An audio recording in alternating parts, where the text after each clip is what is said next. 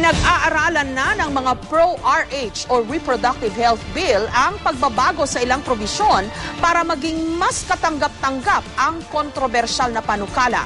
Kabilang sa mga planong baguhin ang mga poorest of the poor na lang ang bibigyan ng family planning supplies. Live mula sa Quezon City, may report si Joseph Morong. Joseph? Jessica, may bagong atake nga itong mga nagsusulong ng RH bill sa Kamara. Ito ay para maging kaaya-ayo, palatable ba sa simbahan yung RH bill. At ito nga yung pagbabago ng focus sa harip na sa lahat ay itutuon na lamang ang focus ng RH bill dun sa tinatawag na natin ng mga poorest of the poor. Gusto nila makilala yung RH bill bilang isang pro-poor na measure. Sa Nia Road sa Quezon City, nagkalat ang mga bata. May mga bagong panganak pa nga kami nakita. Pero nakakagulat na malaman na may ilang taga ritong nag-family planning din pala. Si Aling Cela Garcia, nag-IUD. IUD ako eh. Hanggang ngayon, IUD pa rin ako. Pero tingin nyo kung halimbawa yung mga ganyan na contraceptives, pag libre yan sa inyo, papayag tingin nyo mas kami. marami? Oo, papayag kami. Papayag kami dahil libre. Libre. Si Aling Esther Ignacio naman, 2 lamang ang anak. Nag-family planning ako kasi ang hirap ng buhay. Ako nag-pills. Tapos ang una, pills. Tapos sumunod yung injectable. Huling-huling Ligate. Magkano gastos mo sila? Libre lang nung araw. Anong dati? Kailan yan? Since 1973, 74 yun. Sabi ni na Aling Esther, swerte sila noon dahil libre nilang nakukuha ang mga contraceptives. May bayad na yung mga injectable and pills. Binibili mo na, hindi katulad nung araw. Imbis na ibibili nila ng mga gamot, pakain na lang sa mga anak. Si Teresa Gabiola, 17 anyos pa lamang, pero 2 na ang anak. 15 anyos lamang siya na magkapanganay at si Teresa na mismo nagsabi, hindi ang bunso niyang si Alfred ang huli niyang magiging anak.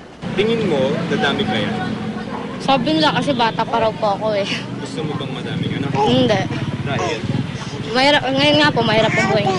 Si Teresa ang masasabing target ng Reproductive Health Bill. Pero dahil hindi makausad-usad ang panukalang batas, plano ngayon ng Kamara na amyendahan ito para raw magiging mas katanggap-tanggap sa lahat ng sektor. Ang gusto nilang baguhin ang target beneficiary ng RH Bill. Sa kasalukuyang bersyon ng panukalang batas sa Senado at sa Kamara para sa lahat ng mga family planning supplies. Sabi ni Iloilo Representative Janet Garin, isa sa mga principal authors ng RH Bill sa Kamara, magiging para sa mga tinatawag na poorest of the poor ang family planning supplies o yung tinatayang 5.2 hanggang 5.7 milyong pamilya na nasa ilalim ng National Household Targeting System ng DSWD. Sila rin yung mga beneficiaryo ng conditional cash transfer ng DSWD. This could be an opening wherein a bill, a draft which is acceptable to most members can be crafted. Many of the sectors, especially CBCP, wouldn't like promotion of, wouldn't like the government to be promoting contraceptives. So we suggested that we can change the word to making it available instead of promoting. Pero ngayon pa lamang, sarado pa rin ang pintuan ng simbahan. Whatever they call yung RH bill, sa akin, ang tingin ko, it is still the same. Pwede lang baguhin ang pangalan, pero ang meaning nila, yun pa rin. Why? Because it is imposed by the UN. Nasa Millennium Development Goal yan eh. Because it is being imposed on us by those who would like to eliminate us. You remove poverty by killing the poor, that's not fair. Sa nag-uumpog ang bato ng mga anti-RH at pro-RH bill, sumali na ang ilang profesor ng De La Salle University. Naglabas naman statement ang aabot sa 50 profesor ng La Salle na sumusuporta sa RH bill. Kasunod ito ng statement ng support din ng Ateneo de Manila University. Sa pahayag ng mga La Salle professor na may titulong, The RH bill is pro-life. Sinabi nilang ang RH bill ay naaayon sa katolikong pamumuhay na may magmalasakit sa kapwa at sa lipunan. It's also about making sure that the babies that are born and become citizens of this country are entitled to a life of quality. That is being pro-life. Sabi ni Dr. Contreras, sana raw ay hindi na nagpapatumbik-tumbik ang Kongreso sa pagpapalit-palit nito ng probisyon. I think they should put it to a vote. They're playing politics. They want to delay it because they think that bringing it closer to the election time will pressure more members of the House and more senators to vote against the bill because they fear a retribution from the Catholic vote, if there is such a thing as a Catholic vote. Pero tila maraming gusot na kailangan pang plansyahin para sa RH bill. Kanina, nagkatensyon sa Kamara matapos questionin ni Cagayan de Oro Representative Rufus Rodriguez ang quorum para pagdebatihan ng RH bill.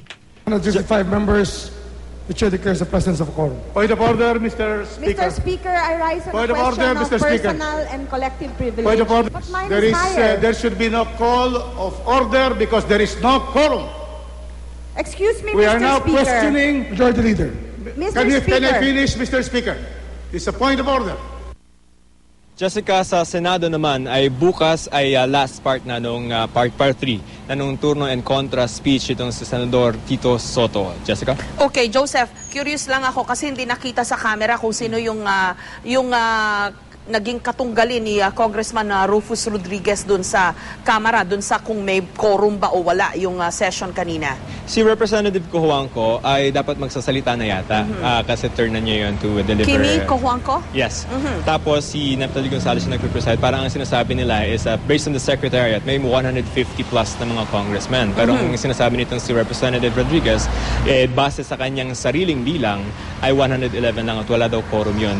So medyo nagkaroon ng gusot dyan at nagkaroon ng tensyon and the Congress was adjourned abruptly after Okay, that. Congressman Rufus Rodriguez is anti-RH and Congresswoman Kimi Cojuangco is pro-RH. That's correct, Jessica. Okay, itong provision na to, parang matatawag ba tong amendment na gagawin na lang, i-qualify na lang na poorest of the poor lang ang bibigyan ng contraceptives.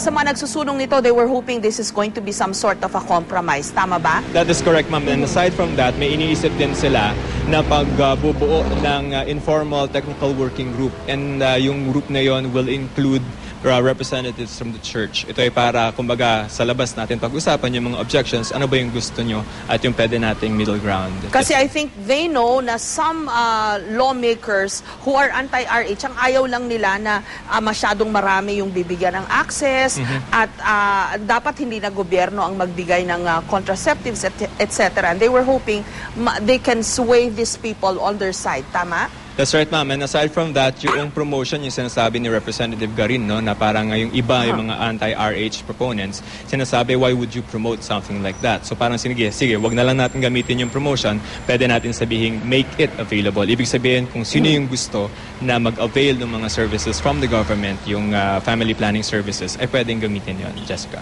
Salamat, Joseph Morong.